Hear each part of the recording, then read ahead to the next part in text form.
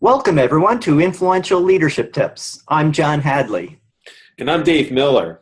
You know, one of the things that I've seen and heard a lot about, unfortunately, in the last year or so, are a lot of people that run into this kind of situation where their manager isn't happy with what they're doing, but they're not giving them any concrete kind of feedback that is useful for them.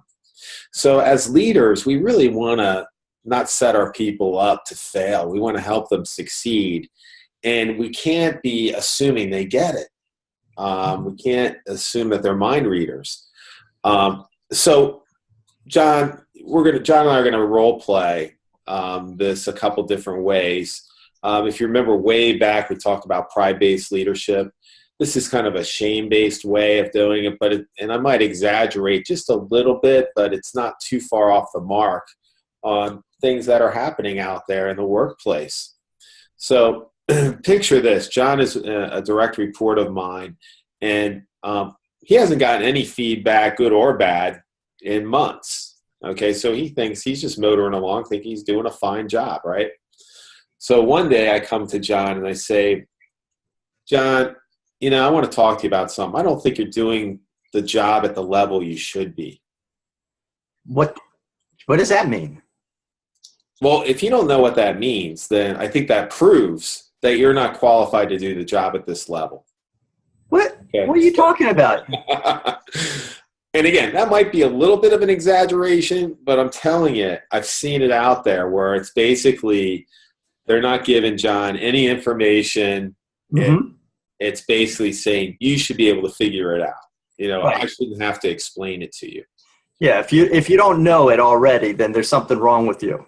Which I think is grossly unfair. Yeah. Okay? I think as a leader, you should, if you're going to have that kind of discussion, you should be able to back it up with detailed examples. Okay. So let's try a more pride-based way of doing something. I'm going to start out a little bit different, not so general. John, you know, one thing I want to talk to you about, I think it would really benefit you to work on your communication skills. Really? What part of my communication skills do you see being an issue?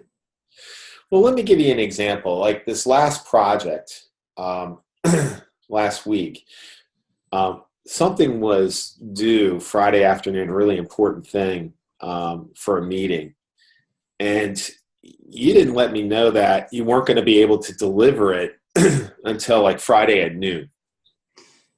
Oh. And then we really had to scramble. And, you know I got upset with you on that. And I wanted to kind of clean that up with you. But, the reason I was upset, it came out when we were talking that this VP in the organization came to you with something special on Tuesday. And you kind of put things down on this project to do that.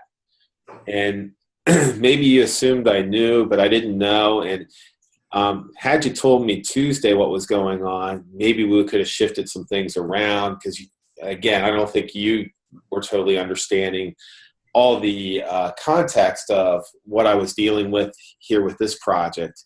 And so had you raised the alarm earlier that the deadline might be in jeopardy, I could have maybe had someone else work on it, or maybe I would have talked to the VP and moved some things around. So that's the kind of thing I'm talking about. Like as soon as you know, like those deadlines just aren't arbitrary. Does that make sense to you?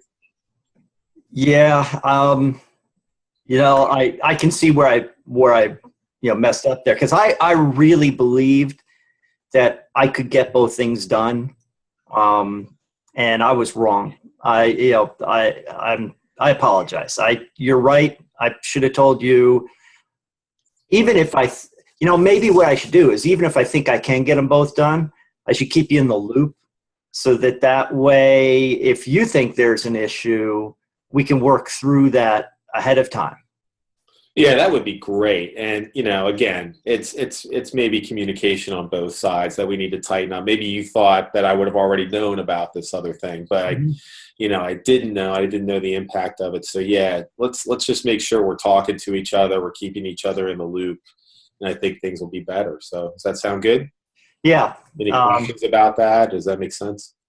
Yeah, I mean, if you have any other examples, I'd love to hear them, because maybe there's something else I'm missing. But this was helpful. Yeah, I mean, I can give you some more examples, but that was the one that was kind of fresh on my mind because it just happened. Mm-hmm. So we'll time out there, and you should have more than one example if it's a real problem, or maybe it's not as big a problem, but you just want something you want to tighten up. So notice what happened, John. What did that feel like? The two different conversations we had. Well, the first one, I mean, right away, I'm feeling really defensive the way you came about it, particularly the response that, well, I should already know what I did wrong. This one, it felt more collaborative. Yeah, I'm like, oh, I'm getting criticized by the boss, but you didn't come across. You came across like you were open to hearing both sides of it, and then I became open to sharing what I might have done differently. Yeah, and notice what happened then. And I'm even saying, well, maybe I had a part to play in it too. So maybe it's more like we have to tighten our communication. Mm-hmm. So again, I think it's about coming through in a supportive way. I'm sure there's examples where maybe it can't be as friendly as that. But again, we're really, most people aren't trying to screw up. They're not trying to be rebellious. They're not trying to make you look bad.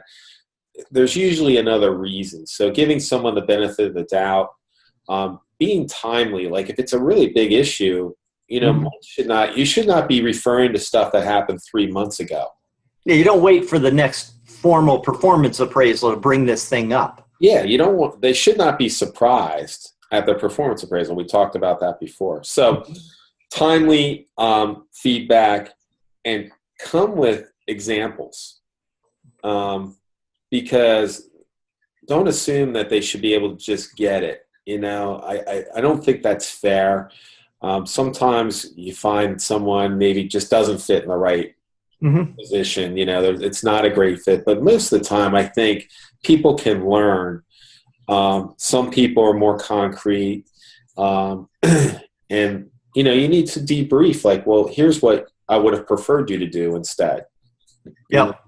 And then see what they do. If they still don't get it, then maybe you got a different issue there. But I see too many managers just writing people off, and they're really not communicating well at all. And I think that's on the manager. So that's my tip for today. Timely feedback, examples, to be a good pride-based leader. So work on that this week and the weeks that follow, and we'll see you then. Sounds good. And meanwhile, be influential.